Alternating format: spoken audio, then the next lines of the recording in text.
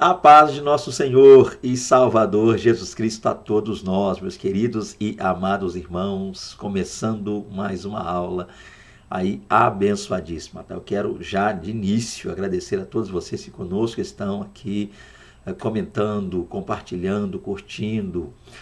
Você que é inscrito aí recente no canal, seja muito bem-vindo, é uma honra ter você aqui conosco. Tá? Quero aproveitar também para agradecer de forma especial aos amigos que Deus nos tem dado por intermédio desse trabalho. Tá? Sejam muito bem-vindos, estejam à vontade aí para nos auxiliar nesse trabalho abençoadíssimo. E a gente está aqui para mais uma lição, lembrando, é claro, estamos tratando aí nesse trimestre da revista Estudo Bíblico, né? Revista essa, da editora Central Gospel, que tem trazido lições abençoadíssimas. E o tema aí, o título aí, é Ícones da Antiga Aliança. É o tema que estamos trabalhando nesse trimestre. E esta é mais uma lição de um personagem bíblico. Estamos falando sobre personagens bíblicos aqui.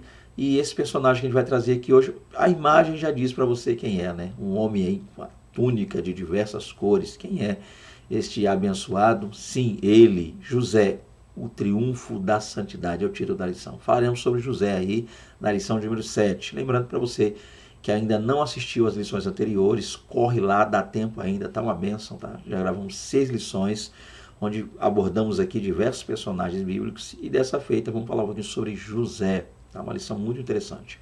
Eu quero aproveitar também para dizer a você que tem comentado as nossas lições, pedir perdão a você, às vezes eu estou numa correria tão grande, tá, gente? Eu quero até aproveitar esse momento, acho que esse momento é muito bom para estar fazendo isso aqui, que é me desculpando com você que comenta e às vezes eu não consegui ainda chegar lá para curtir, também responder seus comentários. Tá? Eu tenho tentado, na medida do possível, responder a cada um dos comentários. Então eu quero incentivar você a continuar comentando aí os vídeos, sim, comente, coloque aí nos comentários o que você está achando, se tem sido bom para você, está aprendendo, como e o quanto esse material tem sido bênção para a sua vida. Críticas também são muito bem-vindas, tá? Alguma coisa que de repente você tenha percebido que não tem me atentado ainda, sinta-se à vontade nos comentários para fazer isso. Será um prazer, tá? E quanto a estar respondendo vocês, é o meu desejo, sempre que possível, que eu estarei respondendo. Eu vejo que comentários antigos que eu não consegui responder ainda, devido a uma série de questões que eu já tenho dito aqui em vídeos anteriores, né? Saúde, minha esposa, família, cuidando aí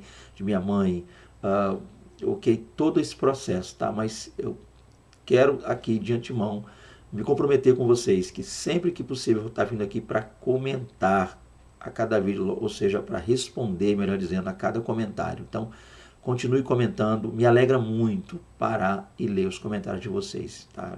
Enriquece muito aqui esse trabalho que está sendo feito, esse canal. Dito depois disso, vamos lá então para o nosso vídeo, para a nossa lição.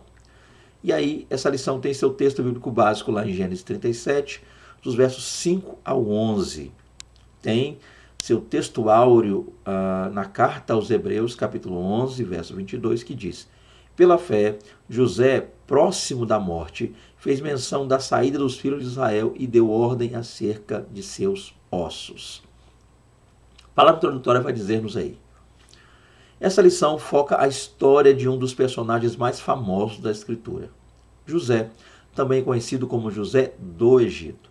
José viveu acima do estilo pecaminoso da sociedade de seu tempo, resistindo bravamente às tentações que o inimigo lhe apresentou para impedir o cumprimento da promessa de Deus a Abraão, Isaque e Jacó. Então, para começar, a gente já está vendo a introdução aí um pouco mais sobre José, entendendo, passando já a ter uma noção do que vai ser dito, que vai ser trabalhado aqui neste vídeo, e isso me alegra muito, tá? Então, de início, a gente já tem aqui o fato de que vamos tratar um pouco sobre a vida de José. É bom lembrarmos que nós estamos tratando de uma lição, a princípio, de 3 tópicos, nos quais a divisão é interessante porque o primeiro tópico ele vai tratar um pouco mais sobre a biografia de José. Então, dados biográficos que você quiser acrescentar, está aí o primeiro tópico para que você faça isso. Talvez você queira trazer pontos e questões que a lição não trouxe. Sinta-se à vontade para fazê-lo, professor, no primeiro tópico. Lembrando, é claro, que o primeiro tópico, por ser o tópico inicial, requer que a gente já se prepare quanto ao tempo. A administração do tempo geralmente é vista no primeiro tópico,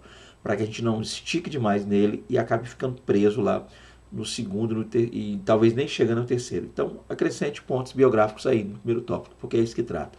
Já o segundo tópico você vai perceber que ele é, eu diria, mais devocional, porque ele trata das lições que nós extraímos do comportamento, do testemunho, da vida de José. As coisas que José viveu servem-nos como lição e como aplicar essas lições. E você vai trabalhar isso aí no segundo tópico. Já o terceiro tópico vai trazer José como uma espécie de tipo de Cristo. Logo você tem aí o tópico 3, com um subtópico só, mas o título do tópico 3 ele trata especificamente de José como um tipo de Cristo. Logo torna-se então aí algo escatológico e tipológico.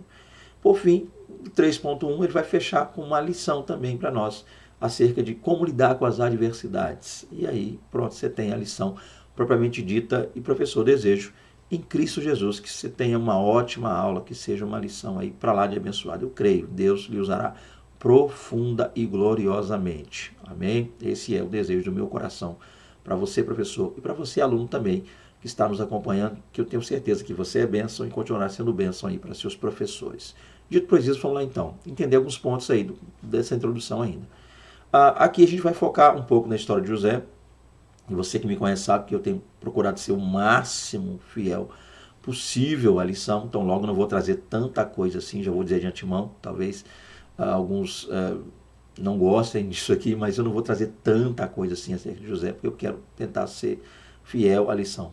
Haja visto o fato que a lição não traz toda a biografia de José, ela faz uma síntese e cá entre nós, que síntese, né? É bem sintetizado mesmo e eu vou tentar seguir esse processo aí, ok? Lembrando, é claro, que aquilo que eu não disser, aquilo que eu não tratar, não trabalhar, e você de repente deseja trabalhar aí na vida de José, uma curiosidade acerca de José, que você queira tirar aí dúvidas, né, buscar respostas, meu WhatsApp sempre fica aí, você pode me enviar uma mensagem, um áudio, e eu com todo carinho do mundo vou lhe responder. Sendo você um homem, eu lhe responderei. Sendo você uma mulher, minha esposa lhe responderá. E eu auxiliarei a ela a ponto de que ela ajude na resposta aí para você. Dito pois isso, vamos lá então. Essa lição foca, né, a história, eu vou ler novamente para poder trabalhar uns pontos aí com vocês. Essa lição foca a história de um dos personagens mais famosos da escritura. Tá? Então tá aqui, ó. José, também conhecido como José do Egito. Talvez você vai perceber aí que eu tenha, na hora de preparar, na tela, você já está com a sua tela aberta, você vai ver que está aí José, ok, tamanho normal, como eu sempre tenho trabalhado, mas aí o do Egito, é interessante, essa preposição, olha como é que eu coloquei do Egito, eu meio que falei de grifar, então eu coloquei ela bem grande. Por quê? Porque talvez role já no início da lição, professor, já introduzindo a lição, você já tenha uma espécie de desgaste. Por quê? Porque quando a gente fala, eu uso esse termo José do Egito, nem todas as pessoas recebem bem esse termo. É um termo comum.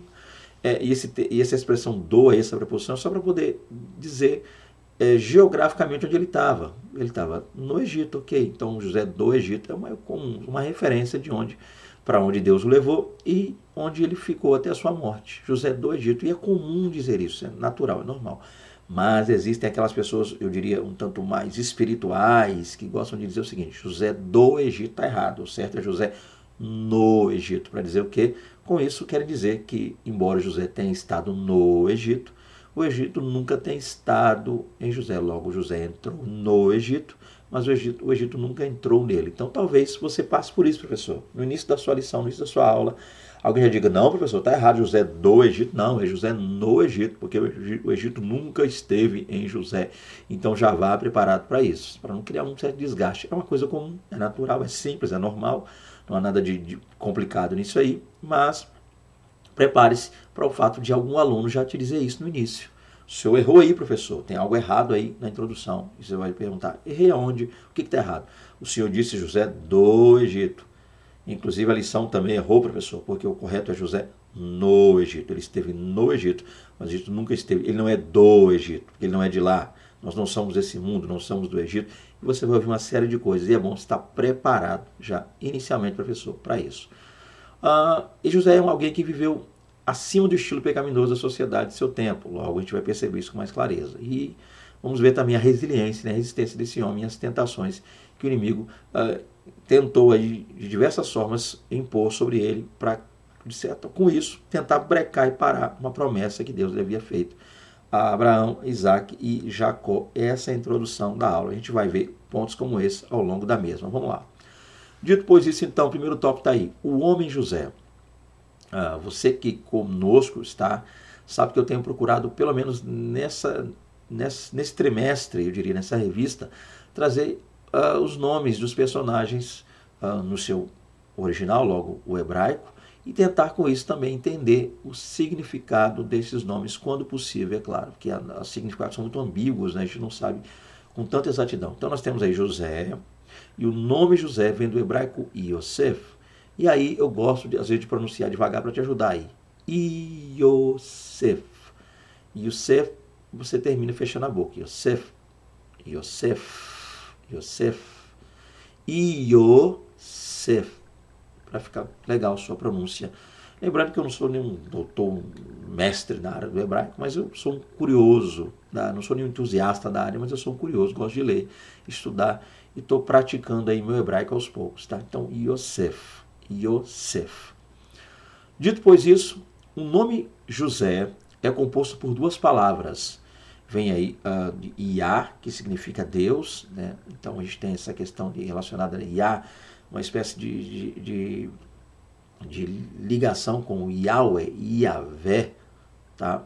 Que significa Deus, e Rosef, Rosef, que significa acréscimo ou aumento. Portanto, o nome José pode ser interpretado como Deus acrescenta ou Deus aumenta. Então, inicialmente, nós temos aí a abreviação de Yahvé, Yahweh, Yahvé. Tá? Existe essa dificuldade quando a pronúncia Yahweh, Yahvé, Javé, Iová, Yehová, Iá.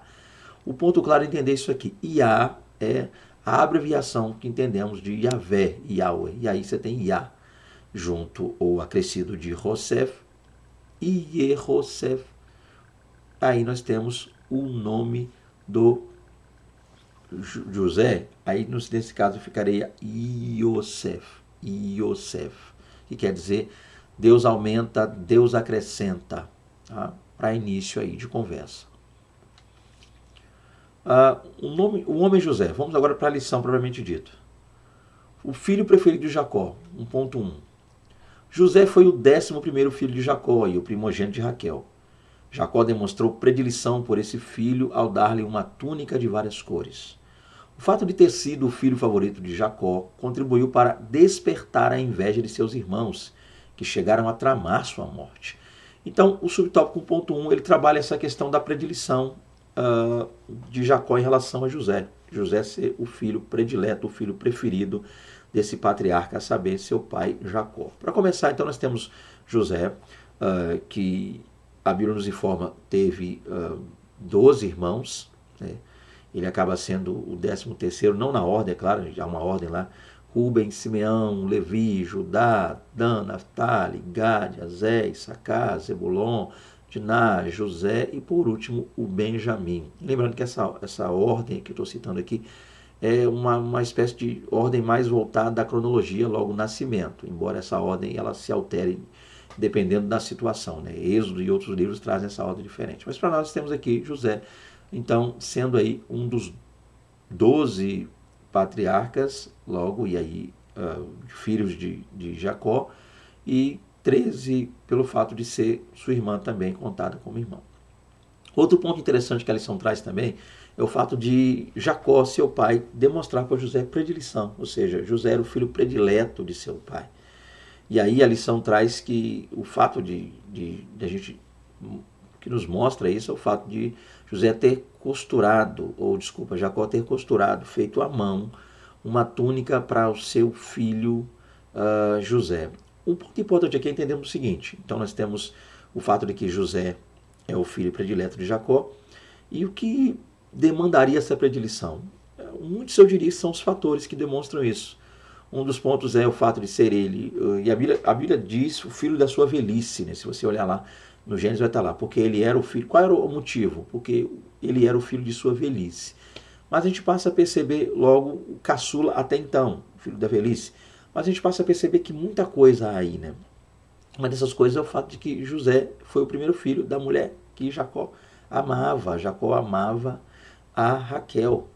E José vem a ser o primeiro filho dessa mulher. Então, talvez essa predileção se desse ao fato de José trazer a Jacó esse desejo, essa questão do amor muito grande pelo fato de ser o filho da mulher quem ele amava. Isso é interessante. Outro fato também que a gente pode acrescentar, talvez que José, de certa forma, acabou crescendo mais próximo ao pai. O fato é, gente, que muitos são os motivos que nós talvez não teríamos tempo de trabalhar todos eles aqui, ou muitos deles aqui, mas muitos são os motivos que nos mostram que José era o filho predileto de seu pai. E aí nós temos o fato interessante de que Jacó vai costurar uma túnica de diversas cores e dar essa túnica para José. É bom lembrarmos que eu diria que o motivo pelo qual a predileção é demonstrada não é tecnicamente, eu diria, por causa dessa túnica. A túnica não é o motivo que nós poderíamos dizer que havia em Jacó predileção por José. Eu diria que a túnica é a evidência maior. Lendo a Bíblia Sagrada, a gente passa a perceber que Jacó já tinha, antes disso, essa predileção já acontecia, já havia. Meio que José sendo o filho predileto, isso já era comum, isso já era antigo. Mas eu penso, logo, você comigo não é obrigado a concordar, que essa túnica feita foi o estupim. A túnica feita foi o que acabou gerando esse embate. Ou seja, então, a túnica não vem para mostrar predileção, a túnica vem para evidenciar predileção. Logo eu penso que a túnica foi ela evidenciou, ela tornou isso mais, eu diria, patente. Isso é interessante, tá? Ficou mais patente por causa disso. E aí nós temos aí uma túnica de diversas cores. Gente, é bom lembrarmos que nem todos concordam quanto ao fato de ser uma túnica colorida, né? Há teólogos que trabalham a visão pautada talvez no texto hebraico, porque o texto hebraico traz lá, né? Ketonet, até coloquei o hebraico ali do lado, né? Ketonet passim. E aí quando você vai para o ketonet, é fácil, é tranquilo, o hebraico é túnica. Já o passim, às vezes é traduzido como, nesse caso, cheio de cores, colorido, às vezes é traduzido como feito à mão. Então, há quem traduza não uma túnica colorida, mas uma túnica feita à mão, para evidenciar o fato de que ela foi costurada por ele. O próprio Jacó a teria costurado. Então, você vai encontrar traduções que vão dizer uma túnica de diversas cores, e você vai encontrar traduções que dizem uma túnica costurada à mão, feita à mão. E logo a raiva dos irmãos seria pelo fato de um destaque na túnica, a túnica ser diferente das demais, cada um tinha uma túnica, mas a dele era diferente pela cor, ou a raiva ainda é maior pelo fato de o próprio pai, Jacó, tê-la feita, tê-la costurado à mão. É um detalhe interessante aí que a gente pode trabalhar. Mas o ponto claro é, que o que fica muito evidente, muito, eu diria, patente para nós aqui nesse subtópico, é o fato de que José era o preferido, era o queridinho do papai. E isso causou nos irmãos a inveja, isso causou uma espécie de complicação. O ambiente ficou muito complicado, muito difícil para Jacó, ou para José, melhor dizendo, porque seus irmãos acabaram tomando uma certa birra em relação a ele, por causa de seu pai. A predileção de seu pai em relação a ele trouxe raiva, ira, contenda, mágoa, tristeza para aquele lá, a ponto de seus irmãos não quererem estar próximos, não quererem estar juntos dele. E aí a gente já vê a lição que fica para esse subtópico. Eu nem preciso falar muito aqui, você, professor, já tem o que dizer, já tem conteúdo aí, munição, melhor, para trabalhar esse ponto, que é o fato de que o grande erro, o grande problema que lares sofrem quando há predileção nos mesmos. Então fica evidente aqui, que fica claro para nós, é o fato de que havia sim predileção, e isso causou males terríveis. E uma lição anterior, eu trabalhei isso na lição sobre Jacó, para você que não assistiu, corre lá, dá tempo ainda, eu trabalhei um pouco sobre esse assunto, esse tema, né? Porque eu diria aqui, talvez para aplicar de certa forma prática, eu diria o seguinte: essa predileção que Jacó está demonstrando para José é meio aquilo que ele viveu lá no lar dele. Ou seja, seu pai preferia seu irmão em detrimento a ele. Ele agora passa a preferir um dos filhos. Então aquilo que ele passou talvez a vida toda criticando, ele também está fazendo. Então, uma questão prática nós podemos aplicar a isso. Às vezes a gente passa uma vida inteira criticando algo, um comportamento ou alguma coisa em relação a nós, e a gente acaba muitas vezes cometendo o mesmo erro. Jacó está cometendo o mesmo erro que cometeram com ele. ele não era o filho predileto na casa de seu pai, agora ele tem um filho predileto em sua casa, ok? Eu diria. Vamos lá então, 1.2, estágios da vida de José. Vamos ver alguns pontos desse aqui. O capítulo 39 do livro do Gênesis destaca 3 aspectos relevantes na história de José, antes de ele ser reconhecido e honrado por Faraó. Aí nós temos esses 3 aspectos: o sofrimento, a gente vai ver isso desmembrado, né? É bom que a lição desmembra isso para a gente tratar, então, professor, não precisa explicar tanta coisa aqui. Leia isso, já parta para as explicações ali, subtópico a subtópico. Então, eu diria aí, o sofrimento, a tentação e a ajuda de Deus. Eu acho que a observação que eu faria aqui é o simples fato de que nós estamos sendo guiados pelo capítulo 39. E aí você vai perceber um ponto que eu vou tratar no subtópico que está por vir aí. Então, o nosso norte é o capítulo 39. Guarde isso aqui, professor, você vai entender por que eu estou falando isso já já. Tá? O capítulo 39 é o nosso norte para isso. E aí nós temos 3 pontos, ou 3 questões, ou 3 aspectos, como chama a revista, a serem destacados aqui. Vamos ver isso aqui de maneira clara. Eu não vou comentar nada aqui não, vou direto ao assunto para ganhar tempo. Se você achar e julgar necessário, professor, faça mesmo que eu. Ganhe tempo aqui nesse subtópico, deixando as explicações do mesmo para os subtópicos que estão por vir aí. Primeiro está aí, 1.2.1, o sofrimento, já que são 3 aspectos. O primeiro aspecto é o aspecto do sofrimento. Desprezado por seus irmãos, José foi lançado em uma cisterna e posteriormente vendido como escravo para uma caravana de midianitas, que o levou ao Egito. O primeiro ponto aqui é o seguinte: lembra que eu falei que o nosso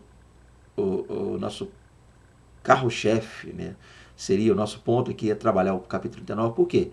Porque aqui nós temos uma introdução que não está ligada ao 39, está ligado ao 37. Há uma lacuna, uma pausa no 38 para tratar outros assuntos, mas o 37 inicia esse ponto da história de José, porque esse sofrimento de José tem início no 37, e o 39 é uma continuidade desse sofrimento, após a pausa dada no 38. O que nós temos aqui a princípio?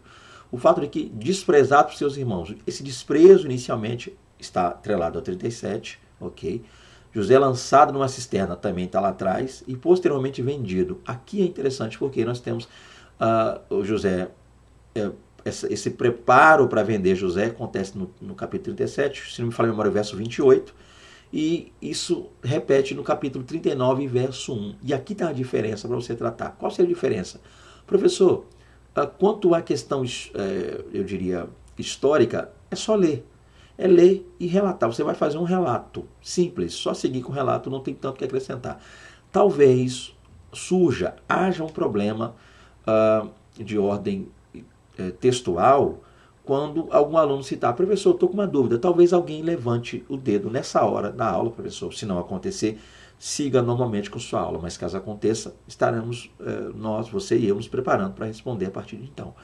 O que seria então? O fato de que existem dúvidas quanto a essa caravana, essa dita caravana pela qual passou naquela região e José foi vendido. Porque nós temos 2 citações lá. Você tem no mesmo texto, capítulo 37, você vê isso claramente, o verso 28 trata isso, sobre midianitas e ismaelitas. E existem pessoas que têm dúvidas. José foi vendido para midianitas ou vendido para ismaelitas? Haja visto o fato de que, lendo a Bíblia, a gente percebe que são povos diferentes.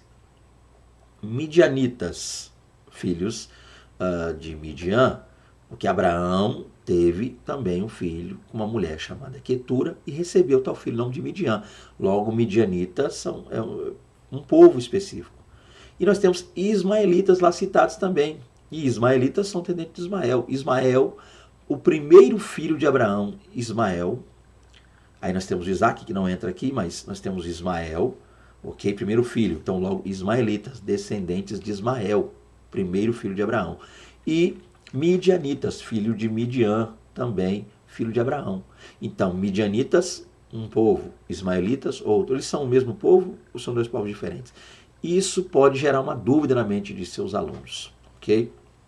Primeiro, como lidar com isso textualmente? A partir do fato de que, para tirar a dúvida, foi vendido para midianitas ou ismaelitas? Textualmente, eu acrescento, eu colocaria, não o capítulo 37, verso 28, mas eu trabalharia, caso fosse você aí, professor em loco, com o 39, verso 1, porque lembra que eu falei lá?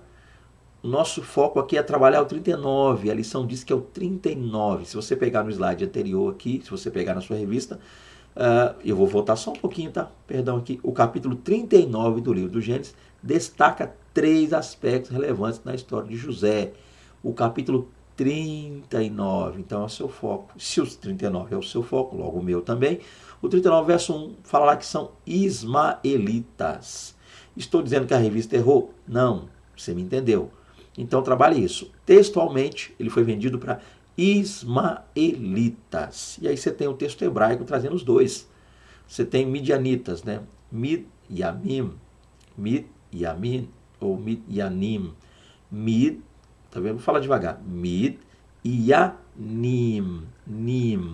Nim, e fecha a boca no final. Mid-Yanim. Ok? Que seria aí midianitas, plural, Midianim. E você também tem os ismaelitas lá no texto, tá? Que é Ishmeelim, Ishmeelim, tá? Que seriam os ismaelitas. E o capítulo 39, verso 1, mostra que são eles.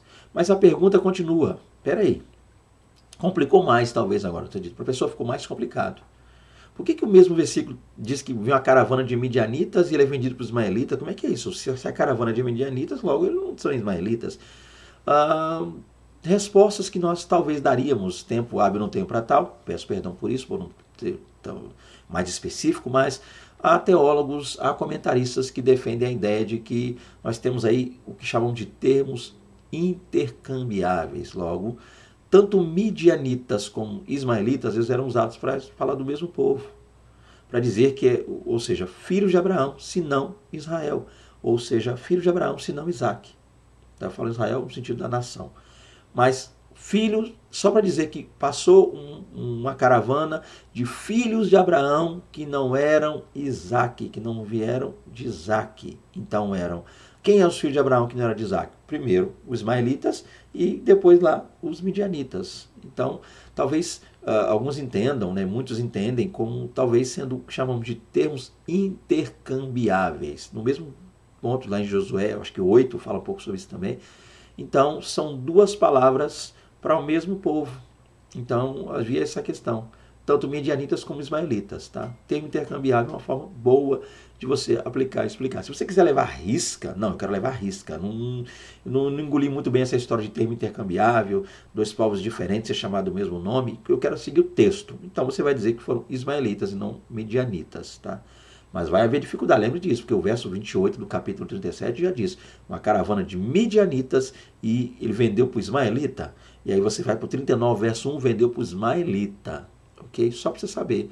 Explique seus alunos que eram chamados da mesma forma, termos intercambiáveis. Sem contar um detalhe, que eu também não posso deixar de falar. O fato da caravana ser de midianitas não significa dizer que em tal caravana também não houvessem ismaelitas. Esse é o detalhe. Pode ser que havia uma caravana, logo muita gente, formada por esses 2 povos, pessoas que descendiam desses 2 povos. Ou seja, formada uma caravana grande, formadas, na caravana havia ismaelitas e na caravana também havia midianitas. E aí, se haviam os 2, logo foi vendido pelos ismaelitas. O ponto é que o 39:1 diz que foi vendido para os ismaelitas. E a revista diz vendido para os midianitas. Não vai dar problema nenhum. Só explicação caso alguém pergunte, tá? Fora isso, segue com a sua lição tranquilamente. Vamos lá então, 1.2.2. E se não ficou clara a explicação, você tem meu zap aí. Eu estou correndo contra o tempo, são 28 minutos, eu estou de olho no relógio, tá? Então, peço perdão por querer explicar melhor, dar detalhes, mas às vezes não dá. 1.2.2, a tentação.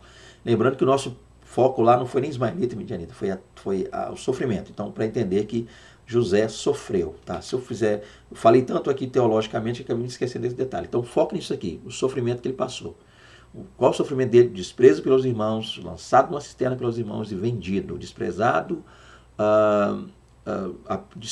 jogado na cisterna e vendido. E aí é o seu alvo, o seu foco trabalhar. Se alguém tocar no assunto de ser midianita ou ismaelita, você explica. Caso não, seu alvo é sofrimento de José. Seu foco é esse. Tentação. José enfrentou várias tentações, mas a mais conhecida foi o assédio sexual da esposa de Potifar. A tentação da mulher de Potifar durou vários dias. Por essa razão, a vitória de José na peleja do espírito contra a carne adquire contornos de verdadeiro heroísmo. Então vamos começar também a falar sobre isso aqui. Outro ponto que José enfrentou, outra adversidade enfrentada por esse homem foi aí a tentação. E nós diríamos até no plural, né? Tentações, porque ele passou por diversos pontos. E aí, dentre as tentações pelos quais esse homem passou, nós temos a principal dentro do capítulo 39, que é o fato de ele ter sido assediado, né? Assédio sexual. Ou seja, a esposa do patrão estava assediando José, a mulher de Potifar. E aí, professor, caso haja tempo, introduza essa questão histórica, né? Ou seja, José, após ser vendido pelos seus irmãos, foi parar num mercado de escravos. No mercado de escravos ele foi comprado por um homem chamado Potifar, que o levou a trabalhar em sua casa. José passa a trabalhar na casa de Potifar, começou lá embaixo e gradualmente foi subindo e sendo promovido a ponto de Potifar tê-lo posto sobre chefe na casa, ok? Aquele que estaria abaixo, único e tão somente do próprio Potifar. E nesse interim, a Bíblia vai dizer que a mulher de Potifar passa a pôr os olhos sobre José e insiste para que ele se deite com ela. E isso vai durar diversos dias, e ele sempre com a mesma resposta, a mesma negativa. Não, não, não. E honrando o seu patrão. E aí é interessante porque José demonstra algo maravilhoso. Ele não quer deitar-se com ela, a princípio. E ele vai dizer, pela honra que o patrão deu a ele, pelo fato dela ser casada, então ele respeita o fato de ele tem uma aliança com o patrão. Segundo, a própria mulher, então ele respeita o patrão, respeita ela por ser casada, e tudo isso ele dá glória a Deus, logo ele honra a Deus. Isso é interessante. Então tem 3 pontos que você pode trabalhar aqui nesse texto, de maneira especial, acerca disso aqui. E eu vou repetir que eu já falei, mas vamos lá, focando, estou na ênfase. José não se deita com essa mulher, José não quer deitar-se com essa mulher, a princípio, por honrar o seu patrão, a confiança do patrão, logo a pessoa do patrão, o homem, Potifar. Segundo, por honrar a própria mulher de Potifar, porque ele disse, você é casada, casada. E o homem que reconhece isso, ele está honrando também a mulher, não é só o marido não, a mulher. Você é casada. E aí ele se nega por isso. E terceiro, o próprio Deus, pelo fato de que Deus jamais se agradaria dessa atitude. Logo a gente passa a conhecer um pouco sobre o caráter de José. Olha que coisa interessante, essa tríplice confiança e respeito da parte de José. Isso é maravilhoso, para com Potifar, para com sua esposa e para com o próprio Deus. Isso é interessante. O ponto é que essa mulher então insiste até que um dia a gente vê que está todo um ardil, foi tudo armado, né? Uma armação. Porque justamente nesse dia que ela vai dar o bote, por assim dizer, não há empregados na casa, ela meio que dispensa todo mundo. José quase que não percebe isso, ela meio que vai um, dispensa todo mundo. Tá só José, a princípio, e ela dentro de uma certa parte da casa. Não diria na casa toda, porque quando ela chama os soldados lá, os homens, quando ela grita, aparece alguém. Então logo a casa não está totalmente vazia, mas uma parte mais, eu diria, reclusa ali da casa, mas ela está ali. José está cuidando dos seus afazeres, do seu trabalho. Ela meio que chama José, acredito eu, para que lhe atenderem algo. Nesse momento, acredito eu que ela fecha a porta ou algo do tipo e ela avança sobre José. Nesse avançar sobre José, diz a Bíblia que ela, no momento em que ela tenta ali tirar a roupa de José, José diz que não, e ele foge deixando sua roupa, suas vestes, parte delas ali nas mãos dessa mulher. E ela, é claro, grita, pede por socorro, os homens vêm, e ela meio que arruma uma espécie de falso testemunho contra José. Muitos detalhes aqui a gente pode trabalhar. Um desses detalhes é o fato de que a fidelidade de José, no que eu já falei, citei. Outro detalhe muito interessante também é o fato de que nós diríamos o seguinte, olha como interessante, se voltarmos lá atrás, eu vou tentar aplicar isso bem depressa aqui, se voltarmos lá atrás, José, seus irmãos lhe odiavam, amado pelo pai, odiado pelos irmãos. Amado pelo pai e, de certa forma, os irmãos queriam um plano, alguma coisa contra ele, tentaram algo contra ele. E aí é interessante porque quando eles fazem isso, quando eles enfim conseguem, eles pegam essa túnica de José, levam até o pai manchada de sangue lá para dizer que José foi pego e morto por um animal. Ou seja, José sai de cena, está vendido, ele sai de cena e a sua túnica fique nas mãos de seus irmãos e que a levam para seu pai. Olha aí, então nós temos Jacó, José, os irmãos e a túnica. A mesma coisa se repete aqui nessa cena, porque nós temos no lugar de Jacó, tomando o lugar de Jacó, vem o Potifar, porque Jacó era o pai de José, a quem o amava. Potifar era uma espécie de pai, entre aspas, no sentido de que ele acolhe José em casa e trabalha para ele, alguém que tinha um grande respeito e estima por José. Então o Potifar entra como uma espécie de Jacó. Os irmãos de Potifar são representados, desculpa, os irmãos de José, perdão, ao vivo é assim, eu não edito, vai sair o erro aí. Mas os irmãos de José são representados pela mulher de Potifar, que desejavam José, queriam alguma coisa de José, tentavam contra José, queriam uma série de ardil contra José. Então essa mulher prepara um ambiente, assim como eles um dia foram para longe, a fim de que José fosse para longe atrás deles para dar o bote, pegar José e fazer o que fizeram. A mulher de Potifar criou também um ardil, um plano, da mesma forma que os irmãos fizeram com José, a mulher de Potifar fez. Ela criou, olha a história se repetindo, olha a luta desse homem se repetindo, olha a prova se repetindo. Ela cria uma situação onde ele está só, aí ela gruda a roupa dele e mostra para Potifar depois aqui, ó, que ficou na minha mão, a prova. Da mesma forma como os irmãos mostraram a túnica de diversas cores, a túnica está lá de diversas cores para o pai, para aqui, ó, olha a prova de que ele está morto, a prova de que ele já era. Essa mulher pegou essa túnica, essa roupa, melhor dizendo, de José e disse aqui, ó, a prova de que ele fez comigo. Então a história está se repetindo na vida de José mais uma vez. José agora tem que lidar com isso novamente. Olha que coisa difícil, complicada que é. E outro ponto que eu diria também, gente, é o fato de que, vamos lá, agora talvez outro ponto que você deseje trabalhar, caso queira. Essa história é muito interessante porque vamos pensar com a mente de hoje, né? Vamos meio que parafrasear isso aqui. Um chefe, na posição de Potifar, autoridade como ele era, chega em casa e se depara com uma cena dessa. Uma mulher com uma roupa nas mãos, de um homem a quem até então tinha grande confiança, e essa mulher acusa desse homem, a saber, José, de tê-lo tentado, né, forçá-lo, fazer alguma coisa de ruim contra ela. E o mais interessante, que o texto diz que Potifar se indignou, ficou indignado. Olha o hebraico lá, ele se indignou, ele ficou irado. A ira, algumas traduções dizem que a ira de Potifar se acendeu, a ira dele se acendeu. E talvez a pergunta que eu me faço é, porque o texto nos mostra que ele ficou indignado e irado. Nós diríamos, lendo o texto, que a ira de Potifar foi contra José. Mas aí Potifar pega José e prende, manda prender, coloca na prisão. Gente, por menos, eu vou repetir, preciso repetir isso aqui, por menos que isso, pessoas morrem hoje e morriam naquele tempo. A acusação é gravíssima, mas ao invés de lavar sua honra, tirando a vida de José, Potifar lança ele na prisão. Fica evidente, você sabe onde eu quero chegar com o professor aqui, fica evidente que Potifar sabia que José era inocente. Porém, para não, talvez, criar um problema em casa, com a esposa, com as outras pessoas, com testemunhas, para tentar explicar isso depois, a índole de sua mulher, quem ela era, Potifar sabia com quem casou, ele sabia quem era sua mulher. Isso talvez já tenha acontecido antes de José, então a prova disso, a prova clara, claro que foi um cuidado da parte de Deus. Deus cuidando de José, José não morreu porque Deus tinha algo com ele. Alguém vai dizer isso e eu entendo. Mas eu estou tentando fazer uma análise humana da coisa. Gente, o homem na posição de Potifar, que descobre um negócio desse, ou que lhe dão uma informação como deram, informação falsa, mas ele recebeu tal informação, e ele não vai lavar a sua honra matando tal o homem lá, o tal perverso, como não, o que ele faz? Ele prende José. Então, a meu ver, o que eu vou falar aqui, você não é obrigado a concordar comigo, é um pensamento meu, mas a meu ver, o fato de ter prendido José nos mostra o quanto Potifar sabia que José estava falando a verdade.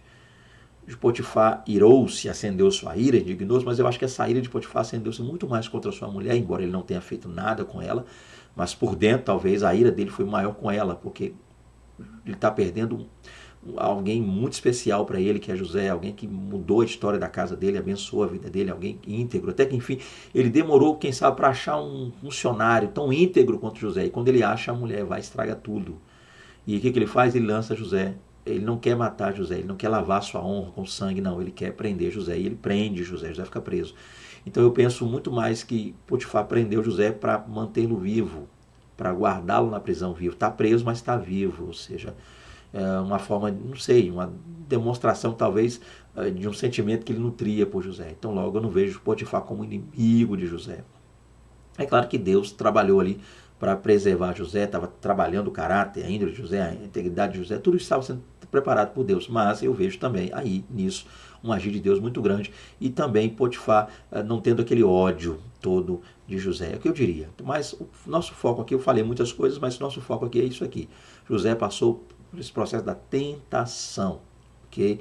E aí, eu diria também assédio sexual, que foi um assédio porque ela é patroa. E talvez, professor, caso você julgue necessário, se você perceber que vai ser polêmico, vai trazer problema para a sua aula, talvez não trate o que eu vou falar aqui agora. Eu vou citar, mas não te aconselhando a falar, mas só eu comentando aqui. Gente, isso aqui também pode ser usado para questão ligada à igreja, tá? Isso é interessante. Por quê? Porque de um lado você tem uma mulher que é patroa, é líder, chefe. E há também, infelizmente, pessoas na igreja que usam de seu cargo, sua posição eclesiástica para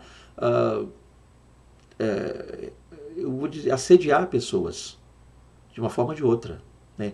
Se fazem valer uma espécie de abuso de poder para tentar assediar pessoas. Então fica aí o recado de José, independente de ser pastor, quem quer que seja, líder, não importa, eu não estou aqui criticando ninguém, nem nomes eu citei aqui, mas se algum líder eclesiástico tentar alguma coisa contra você, contra alguém que você conhece, dê o exemplo de José, pula fora, sai fora. Não é porque foi o meu líder que falou e eu tenho que fazer porque ele falou. Se é uma coisa que desagrada a Deus, a resposta é não, não farei, não faço.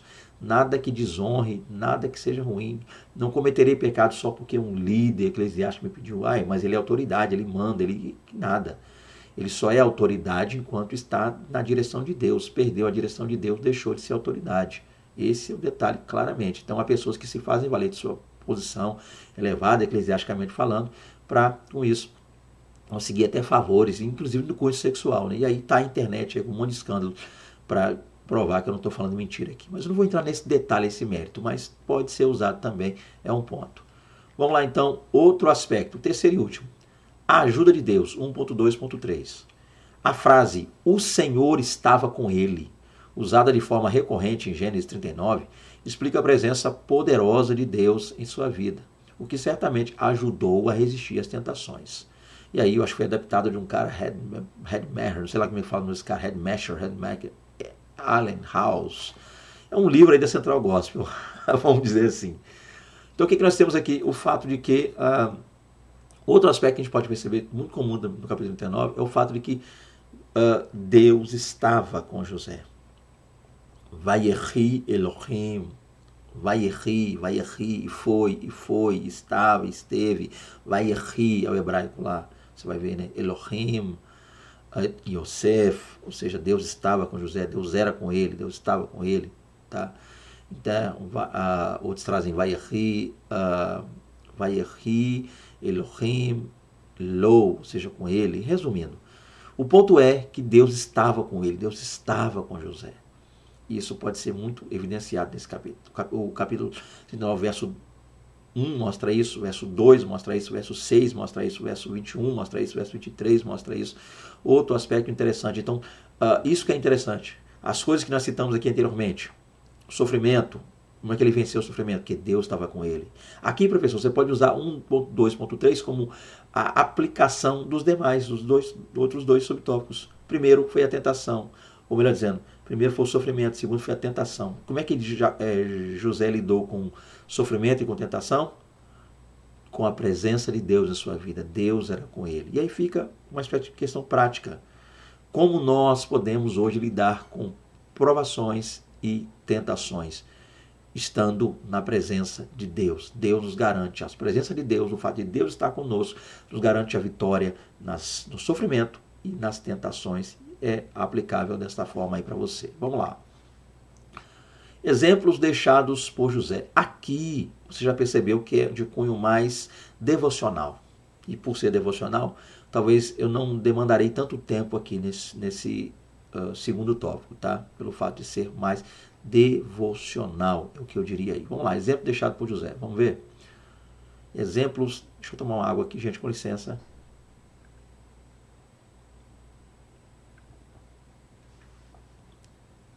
Perseverança, 2.1. Mesmo quando levado para uma terra estrangeira, José permaneceu fiel a Deus. Apesar de ser injustamente acusado, de abuso, apesar de ser injustamente acusado de abuso e preso, ele não desistiu dos seus sonhos. Nas adversidades, José perseverou. Então, um exemplo que José deixa para nós de perseverança. E como é que José perseverou? Em primeiro lugar, ele foi tirado de sua casa, por assim dizer, da presença de seu pai, daqueles que o amavam, embora seus irmãos tenham feito isso, mas ele é tirado e levado para uma terra estrangeira. Ele está muito longe, mas ainda assim ele persevera. Isso que é interessante. Ele está longe de casa, mas não está longe de Deus. Esse é o detalhe. Perseveremos no Senhor. Segundo, foi acusado injustamente. Ainda que tenha sido caluniado, ele perseverou. Duas coisas que a gente muitas vezes enfrenta, né? A gente é tirado, nem sempre geograficamente de casa, a gente é tirado do nosso conforto, do nosso controle. Uma situação ruim vem para nos tirar a paz, tirar a bênção, e ainda assim a gente persevera. Segundo, ainda que calúnias venham, a gente às vezes é injuriado por pessoas. Pessoas ao nosso redor falam coisas que nos depreciam, nos desmerecem, mas nós perseveramos. Então fica essa lição aí.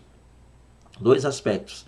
Longe de casa, uma terra estranha, porque um detalhe, gente, estando longe de casa, José poderia ter desanimado, mas quem vai ser por mim aqui? Eu não tenho ninguém que seja por mim, eu estou longe de casa, não tem ninguém. Mas mesmo não tendo ninguém, pessoas para lhe auxiliar, lhe ajudar e até ser com ele, talvez depor a seu favor, como é quando ele sofreu, ainda assim, o José entende isso. Talvez eu não esteja perto de pessoas que eu amo, mas Deus está comigo. Esse é o ponto. Então, perseverar. Nós precisamos perseverar entendendo que Deus, independente da situação, Deus está conosco. Vamos lá. 2.2, pureza. José demonstrou pureza em suas ações e pensamentos, mantendo-se íntegro em todas as situações, o que lhe trouxe prosperidade e reconhecimento. Sua vida exemplar inspira outros a seguirem um caminho de virtude e retidão. Outro exemplo também de José é a pureza. E José não era puro só pelo fato de querer mostrar ou demonstrar, como muitos queiram às vezes, traz uma casta, né? Aquela casca de puro. Não. José, no que fazia, em suas ações, ele era puro, uma inocência, algo de Deus maravilhoso, uma pureza real. E ele pensava de forma pura. Olha que coisa interessante. Na negativa que ele dá à mulher de Potifar, ele dá 3 pontos. Não vou fazer isso. Vou repetir o que eu já falei, mas olha a pureza do homem. Não vou fazer isso porque eu preciso honrar o seu marido. Segundo, não vou fazer isso porque eu também quero honrar a senhora. Mesmo a senhora vindo contra mim, a senhora é casada, então eu não posso fazer isso porque a senhora é casada. E terceiro, eu não vou fazer isso porque o meu Deus não permite que eu faça. Olha a pureza. Só alguém puro pode pensar assim. Geralmente é o contrário. As pessoas pensam, não, estou aqui sozinho. Primeiro, meu chefe não está aqui. Potifar me deixou tomando conta e não está aqui. Segundo, a senhora está aqui. Eu devia dizer para a mulher, a senhora está aqui. Seu marido não está, mas a senhora está. E outra, Deus me deixou passar por tudo isso. Onde eu vim parar? Então eu vou aproveitar. Não. Então, pureza. Olha que coisa maravilhosa. A pessoa pura, ela não importa quem está olhando, no sentido de se tem testemunhas ou não. Ela olha para cima e Deus está vendo, logo eu não faço. Pureza. Terceiro, fidelidade.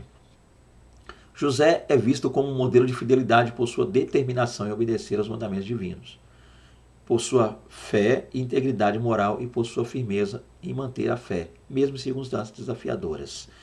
Por que José é visto como alguém fiel? Porque uma vez que Deus lhe ordenava algo, Deus lhe direcionava, ele entendia estar sendo direcionado por Deus, ele seguia cabalmente aquilo ali. Ele fazia literalmente o que ele entendia que Deus quisesse que ele fizesse. Isso é o detalhe, isso é ser fiel. Ser fiel não é só fazer, ser fiel é fazer como Deus quer, é seguir à risca o que Deus quer. Isso é fidelidade. E ser fiel não é só fazer o que Deus quer naquele momento, ser fiel é permanecer fazendo o que Deus quer. Olha a fidelidade aí. Então a gente pode ver claramente a fidelidade de José nesse sentido, tá? Íntegro, fiel, firme nas decisões. Ele não titubeava, ele era firme, fiel. Aí a gente entende. 2.4, integridade. Um dos pontos altos da vida de José foi sua integridade. Ele permitiu ter o seu nome marcado na história como um dos mais amados e respeitados personagens bíblicos. Entretanto, e aqui que é a parte que eu vou usar, entretanto, isso não se consegue da noite para o dia. O resultado vem de uma formação moral e espiritual adquirida ao longo dos anos, especialmente quando existe um legado que se herda dos antepassados. Gente, era íntegro. E aí é maravilhoso. Por quê? Porque a integridade de José se dá no momento em que ele passa por essas lutas? Não. Ela só é evidenciada. O íntegro José já era assim. E essas situações só evidenciaram quem ele era. Olha que maravilha. O íntegro, quem a pessoa é por dentro. E as lutas, provas e tentações, elas servem para quê? Para externar, para nos fazer ver o que há por dentro. Então as lutas não vieram para tornar José íntegro, as lutas vieram para mostrar-nos a integridade de José. Esse é o ponto, olha que maravilha, olha que exemplo aí. Um monte de se trabalhar, professor. E claro, você, professor, terá mais tempo para aplicar melhor. Já são 50 minutos, eu estou tentando ganhar tempo aqui. Mas trabalhe isso. As lutas não vieram para formar a integridade dele, mas para evidenciar. José sempre buscou ser alguém com Deus, de Deus. Estava tudo aqui dentro. Quando a luta vinha, José demonstrava isso. Então ele externava isso, ele punha para fora. Isso era evidenciado à medida que ele passava por isso. Olha que exemplo maravilhoso para nós aí. Que nós sejamos como José, que a gente viva com Deus e quando as lutas vierem a gente demonstre a todos a nossa integridade. 2.5, visão espiritual. Vamos lá. A capacidade que José tinha de interpretar sonhos, sua consciência da providência divina, sua integridade e fidelidade e seu reconhecimento da soberania divina indicam que ele tinha visão espiritual. José entendia e seguia os propósitos de Deus em sua vida. Então nós temos aqui um exemplo de um homem que tinha visão espiritual. José entendia o processo, entendia que era Deus agindo, entendia que era Deus falando, entendia que era Deus fazendo, ele tinha essa visão e sabia separar essa questão do espiritual do que era físico, do que era normal, natural. O natural do sobrenatural. Então, para nós, vale esse exemplo, essa lição. Aprender a separar o natural do sobrenatural e entender a ação de cada um deles no nosso dia a dia, na nossa vida. É a visão, é o que a gente entende que fica claro, tá?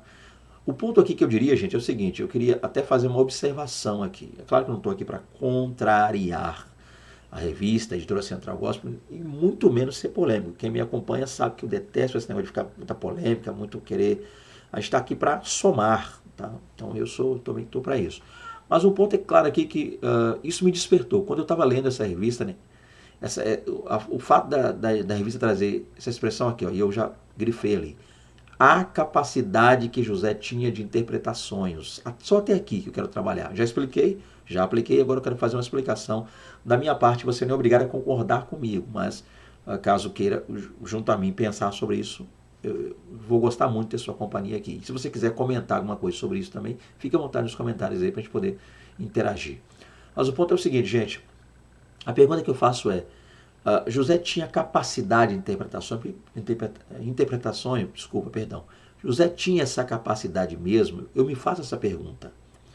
Por que eu faço essa pergunta? Vamos lá, tentar entender onde eu quero chegar. Pelo fato de que José interpretando sonhos tem gerado problema para algumas pessoas na atualidade. Em que sentido eu estou querendo falar isso aqui? Porque há pessoas que às vezes têm essa visão de que hoje existe esse dom. Quando nós vamos lá para os chamados dons espirituais, é claro que o dom mais perto de interpretação que eu vejo é o dom de discernimento de espírito, que é um dom de interpretação. O grego traz a expressão diakrises pneumato, dom de interpretação de espíritos. Mas o que eu tenho visto, isso aqui é a prática, né, o que eu tenho visto no dia a dia, são pessoas que às vezes têm um sonho e a pessoa já liga para outro, às vezes pergunta, eu mesmo, muita gente me pergunta, você tem o dom de interpretar sonho? Interpretar sonho? Eu falo, pai, interpretar sonho é um dom. É porque fulano tem, eu conheço gente que tem, então pessoas que me perguntam se eu tenho esse dom e há outros que quando sonham alguma coisa já pegam o telefone correndo e liga para outro, olha, eu tive um sonho aqui, dá para você interpretar para mim esse sonho? O sonho foi assim, assim, assim. Gente, eu confesso a vocês, eu não estou aqui para criticar essa questão. Lembrando que eu sou pentecostal, como acredito que você que está me assistindo também é, porque o conteúdo aqui é o conteúdo de revista pentecostal. Sou continuista, creio na continuidade dos dons espirituais, sou também batizado com o Espírito Santo, então não tenho problema nenhum quanto à questão dos dons. Eu tenho, e confesso, uma certa dificuldade em entender isso aqui. Dom de interpretação de sonhos. Onde é que isso se encaixa no Novo Testamento? Principalmente para a igreja. Onde é que o dom de interpretação entra na igreja? Porque a gente não vê no Novo Testamento, isso era muito os irmãos do Novo Testamento, os crentes do Novo Testamento sonhando, e aí vindo alguém no próprio Novo Testamento interpretando. Difícil. O que nós temos é o Antigo Testamento, está aí José, que não deixa mentir, e está aí Daniel também, interpretação do sonho lá do rei Nabucodonosor. E aqui o José com o faraó, com os dois homens na prisão, os próprios sonhos dele, então a gente tem isso aqui. O próprio Jacó, quando José contou o sonho, você pode perceber que José contou o sonho e o pai dele interpretou. Olha que coisa interessante. Os irmãos também, você vai reinar sobre nós, como é que é isso? Então contava o sonho, ou seja, os irmãos de José tinham o dom de interpretar o sonho, porque interpretou o sonho de José. O pai também interpretou, Jacó. Então a gente fica se perguntando até que ponto a interpretação de sonho é um dom para hoje. Estou falando de atualidade, tá, gente? Hoje, depois eu volto a aplicar José. Na atualidade, a igreja, nós temos na igreja pessoas que têm esse dom. Esse interpretação entra na lista dos dons. Primeira pergunta que eu faço é essa. Se quiser comentar alguma coisa, fica à vontade, pode falar mais sobre isso. Segundo, até quanto isso é normal e natural? Porque nós temos que entender o seguinte, nós temos um ano, 365 dias. E eu estou para crer que a gente sonha todos os dias. Todo mundo que dorme sonha. E há especialistas que dizem que a gente sonha todo dia. Embora alguns falaram, não sonho, eu não sonho, sou de sonhar. Mas há quem diga que a pessoa esquece, mas que todos os dias a gente sonha. Porém, alguns esquecem. Eu te pergunto, se nós sonhamos todos os dias, 365 dias, fora o bissexto. Então seriam aí por dia 365 sonhos. Se a pessoa dormir 2 vezes ao dia, dobra. Dormir 3 vezes ao dia, triplica. E vai aumentando. Se cada vez que dorme tem um sonho, e eu te pergunto, vamos pegar só uma vez por dia, não vou nem esticar muito não. São 365 sonhos que carecem e merecem de interpretação, são sonhos proféticos. Então o passo é esse. Nós temos que diferenciar o que é um sonho dado por Deus com uma interpretação que o próprio Deus nos dará, do que é um sonho comum. Tanto é que há sonhos esquisitos, sonho com tanta coisa estranha. Eu mesmo sonho e falo, Deus, que loucura às vezes é. O que é a mente? E outra coisa, Deus sempre fala por sonhos, porque eu vejo pessoas às vezes orando, Senhor, me dá um sonho, dá um sonho. Não estou tirando o mérito aqui. Eu mesmo diversas vezes já falei, Senhor, fala comigo, se eu quiser falar por um profeta, um texto bíblico, um sonho, me dá um sonho para que eu possa... Eu também confesso que diversas vezes eu já orei nesse sentido, para que Deus venha falar, e usar o sonho para falar. Mas a minha pergunta é se isso é normal, natural, a ponto de eu sonhar algo agora e já ligar para alguém, interpreta aí, interpreta ali, interpreta aqui. Pessoas, e principalmente no nosso meio pentecostal, tem tornado essa tal interpretação de sonho como algo muito comum, algo muito natural, algo muito normal. Sonhei, eu ligo para alguém, a pessoa já me dá a interpretação. É perigoso. Eu, particularmente, que eu vou falar agora, é um pensamento meu e você não é obrigado a concordar comigo. Repito mais uma vez isso aqui. Mas eu acho muito perigoso, às vezes, a pessoa sonhar e o outro já de cara já dá uma interpretação. Já visto o fato de que pessoas usam critérios para interpretar. Deixa eu dar alguns exemplos aqui. Pessoas que sonham que está dirigindo um carro, olha, você vai dirigir uma pequena obra, um ponto de pregação, um trabalho. Ou você vai ser um líder na igreja que está dirigindo um carro. Pessoas sonham que está dirigindo um ônibus, olha, você vai dirigir uma igreja. Eu já vi isso aqui, estou falando que eu já vi. Se você já viu, escreva nos comentários aí. Você vai dirigir uma igreja, então você é o motorista do ônibus, representa que você vai pastorear. E quem vem no ônibus, que é muita gente atrás, é o povo que Deus vai te dar para pastorear. Possa ser que tenha alguém que esteja assistindo agora que sonhou com um ônibus e hoje é pastor, não sei. Mas o corpo isso é normal. Sonhou com cobra, olha, cuidado, traição. Sonhou com cachorro, olha, cuidado. Então as pessoas criam uma tabela para cada coisa que se sonha, parece que é uma interpretação. Isso é perigoso. Isso é muito complicado, é uma complexidade muito grande nisso aí. Então a minha visão é que a gente tem que ter um certo cuidado com isso. Sonhar e buscar de Deus essa tal interpretação. Esse é o ponto que eu acho. Essa é a visão que eu tenho, o pensamento que eu tenho. Porque, voltando lá, José tinha a capacidade de interpretar sonho. A interpretação de sonhos era uma capacidade de José. O ponto é entender o seguinte, volto a dizer que não estou criticando a revista, volto a dizer que não estou criticando a editora Central Gospel, você me entendeu aí, você que está assistindo. Mas vamos ver o que a Bíblia diz sobre isso. A melhor coisa a se fazer é a Bíblia. Vamos lá. Olha aí capítulo 41, verso 15 e verso 16. Eu vou ler e você vai ver comigo. E Faraó, vou ler devagar para já ler e ir aplicando. E Faraó disse a José: eu tive um sonho, e ninguém há que o interprete. Mas de ti ouvi dizer que quando ouves um sonho, o interpretas. E respondeu José a Faraó, dizendo, agora é o detalhe. José, olha a resposta de... O Faraó disse o quê? Olha, vem cá, você que é o José, né? Levaram José na presença dele, deram um banho nele, barbearam, e aí já dá problema, tem gente que tem que fazer a barba, porque inclusive eu tô a barba do homem, gente. Olha a barba. Hoje eu vou ter que fazer mesmo, porque eu vou viajar aí para pregar no Congresso de Missões, então hoje eu vou fazer, mas olha aí. Tenho que fazer a barba porque José fazia a barba, então o obreiro tem que andar com a cara lisa. Eu não vou nem entrar nesse mérito aqui. Eu não vou nem entrar nesse mérito. Vamos lá, mas vamos lá. E Faraó disse a José, então Faraó, José levado adiante de Faraó, Faraó falou, cá, vou parafrasear. Olha, eu tive um sonho aí. E lembrando que ele teve dois, né? Que na verdade é um só. Eu tive um sonho aí. E eu fiquei sabendo que você é só contar o sonho que você interpreta na hora, né? Você é um cara que interpreta sonhos, ou seja, você tem essa capacidade, baseado na revista, você tem essa capacidade de interpretar sonhos, né, José? Aí José respondeu, olha a resposta de José, igreja amada, que me assiste aí. E respondendo José a Faraó, né? E respondeu José a Faraó dizendo, isso não está em mim. Olha aí, isso não está em mim. E eu coloquei o hebraico, para que haja dúvida, qual é a tradução correta? Ele disse isso mesmo? Está aí o hebraico. Olha o que ele disse. Bil Adai. Bil, no hebraico, Bil Adai. Ou seja, Bil Adai, isso não está em mim. Eu não. Opa, eu não. Parafraseando. José disse, opa, eu não. Isso não está em mim, não. Bil Adai. Bil Adai. Ou Biladai, isso não está em mim não. Olha a resposta dele. O texto hebraico comprova isso. Biladai, isso não está em mim. Aí, vírgula, ou ponto e vírgula, Deus dará resposta de paz a Faraó. Opa. E o hebraico está aqui. Não vou colocar o hebraico todo, vou botar o hebraico só do Deus dará resposta. Está aí, ó. O hebraico, Deus dará resposta, você vê claramente, né, que ele falou Deus ali, o Elohim, e dará resposta é o hebraico Yané. Então ele disse Elohim Yané. Deus dará a resposta. Elohim Yané. Elohim Yané. Vou falar devagar, né? Elohim Yané. Deus dará a resposta. Então, o que eu entendo? E eu estou com a Bíblia aqui aberta.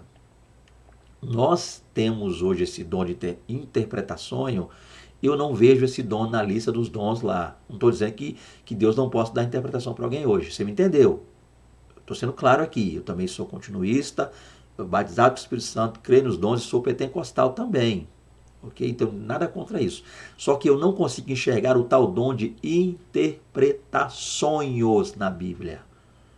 E aí José, para ajudar, disse, não, eu não tenho essa capacidade. Biladai, eu não. Deus dará a resposta, Elohim Yané. Deus é quem responde. Eu não posso...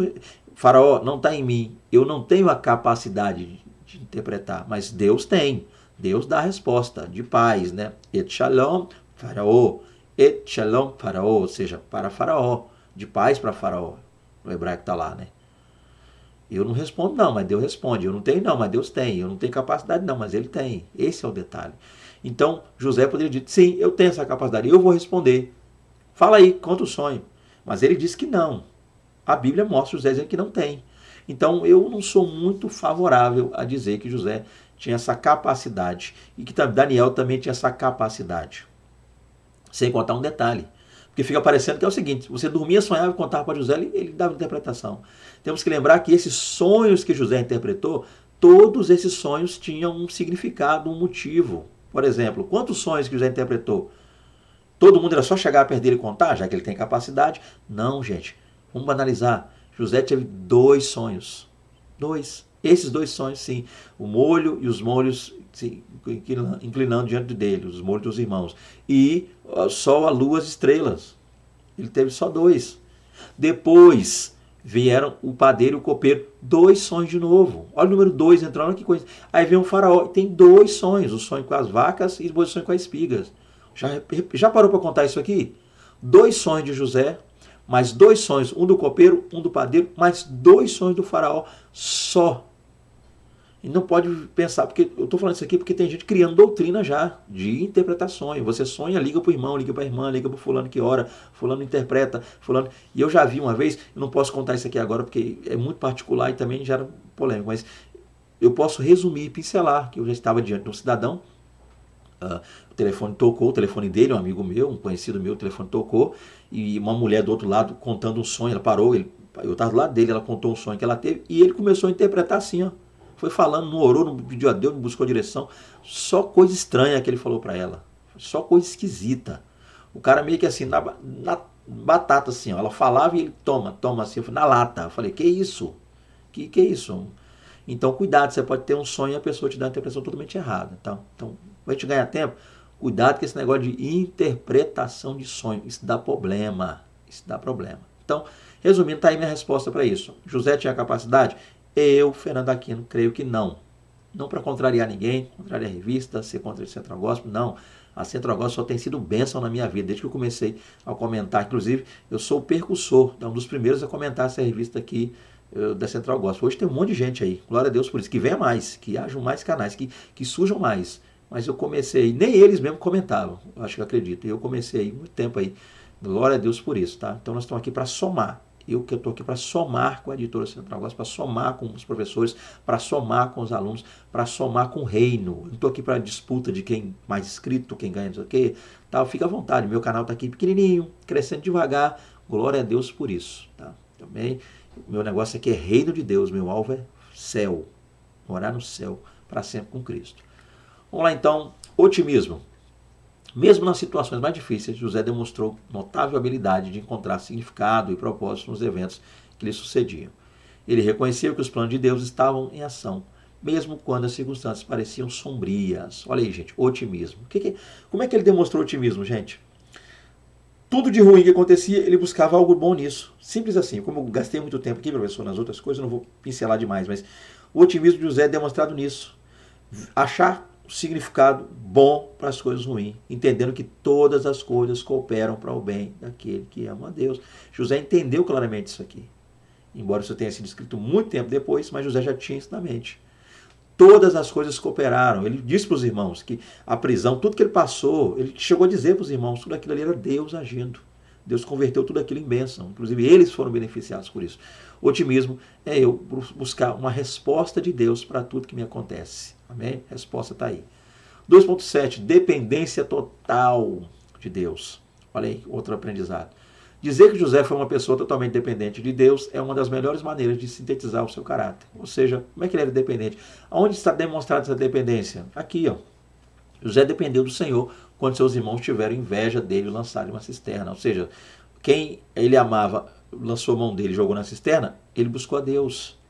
Quando foi para a prisão em razão das calúnias da mulher de Potifar, ele entendeu o seguinte: eu sei que eu não fiz, sei que estou sendo justamente acusado, mas sei que o Senhor está comigo aqui, Deus. Senhor, assim como o Senhor me amparou lá no momento que meus irmãos foram contra mim, o Senhor tem tido comigo, o Senhor estará de novo, dependendo de Deus. Por fim, quando interpretou o sonho de Faraó, na hora de interpretar, olha a resposta aí, foi capacidade dele? Não, a resposta aí de novo, foi Deus.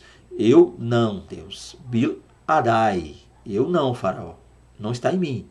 Mas Deus, Elohim Yané, Deus sim. Deus vai te dar a resposta, né?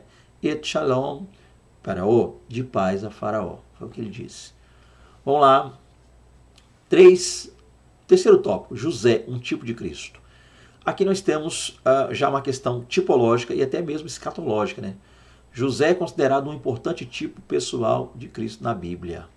Eu estou passando agora aqui, ao vivo, vocês estão vendo. O que eu sempre critico, que é, às vezes, travar demais lá atrás e correr aqui agora. Mas, infelizmente, por estar gravando um vídeo, se eu estivesse em sala de aula, eu trabalharia mais. Ambos foram odiados por seus irmãos. Então, em que exemplo nós temos aqui? Em que ponto? Tem vários, né? Mas José, um tipo de Cristo, ou seja, assim como Cristo foi odiado, José também foi. Assim como José foi odiado, Cristo também foi, pelos irmãos. para as pessoas a quem estavam ao seu redor, ao seu lado. Sua nação, seu povo veio para o que era seu, mas o seu não receberam, mas a todos quanto receberam, deu-lhes o poder de serem feitos filho de Deus. Logo, Cristo foi odiado por seus irmãos, assim como José. E aqui, irmãos, não leve o lado biológico não, tá? Os irmãos de Jesus não eram muito favoráveis ao ministério dele, inicialmente. João 7 mostra isso. Mas depois, olha, o Tiago, tornaram-se Judas, tornaram-se apóstolos. Odiado aqui fala da nação, não os irmãos biologicamente falando só. Ok? Os irmãos não entendiam o ministério de Jesus, mas não o odiavam por isso. Ambos enfrentaram terríveis tentações. Jesus levado ao deserto para ser tentado pelo diabo. Mateus 4 e Lucas 4. E Marcos 1, Mateus 4, Lucas 4. José também enfrentando diversas tentações e venceu todas elas. Ambos, depois de sofrer grande humilhação, foram exaltados. José passou por tudo que passou, tornando-se depois um vice-faraó. Deus criou um cargo que não existia, vice-faraó, só para ali abençoar. Não é exaltar no sentido de botar José lá em cima, mas realmente Deus elevou e muito a vida de José, ok? E Cristo também, pelo que Deus exaltou sobre maneira que deu o nome que é sobre todo nome, para que o nome de Jesus se dobre toda a língua, ou se dobre todos os joelhos que estão no céu, que estão na terra, debaixo da terra, para que toda a língua confesse que Jesus Cristo é o Senhor, para a glória de Deus Pai. Amém? É o texto, Filipenses 2, né? Diante ali, 6, 7, 8, do 5 ao 11, para ser mais específico. Não estou com a Bíblia aberta aqui, estou usando de cabeça. Okay? E também, né, é-me dado todo o poder, Mateus 28, 18. Então, assim como José passou pelo que passou e foi exaltado, Cristo também passou por todo aquele aperto, toda aquela humilhação, mas por fim foi exaltado. Para fechar, 3.1, lições aprendidas na escola da adversidade. As desventuras nos disciplinam para exercermos grandes tarefas no futuro. Não devemos confiar em nossa sabedoria ou em habilidades para resolver os problemas da vida. Deus é quem nos assegura a legítima vitória. Aqui é a lição final da revista para nós, lição prática e final, é que nós devemos aprender, como José o fez, a usar as coisas difíceis, né, da vida, as desventuras, os problemas enfrentados, as coisas inesperadas da vida, para que nós possamos entender, usar isso hoje para sermos abençoados amanhã. E eu fecho isso aqui com João 13, verso 7. O que eu faço, não sabes tu agora, mas tu saberás depois. Ou seja, Deus nos permite passar por situações difíceis para que lá na frente a gente consiga entender, compreender a experiência, né? As desventuras nos disciplinam. Muitas vezes nós precisamos passar realmente por situações complicadas, embora doa, embora seja muito difícil, mas nós saímos delas maiores, melhores e abençoados diante de Deus. Fica aí a lição, né? Que Deus possa falar melhor, maior, um pouco corrido no final, peço perdão, mas a gente está aí, em nome de Jesus, lutando e tentando. E que Deus use essa lição para falar ao seu coração. Dúvidas que ficaram, entre em contato conosco, está aí, meu WhatsApp, sempre deixo aí no final. Desejando contactar-nos para estar com vocês em vossas igrejas, será um prazer. Pregar a palavra, ensinos, terminados teológicos, encontro de casais, palestra para jovens, adolescentes, o que vocês precisarem, é só entrar em contato que a gente vai aí, minha família e eu, para juntos glorificarmos a Deus. Um prazer estar com vocês. Até a próxima aula, querendo o Senhor. A paz do Senhor Jesus. A paz do Senhor Jesus. Amém.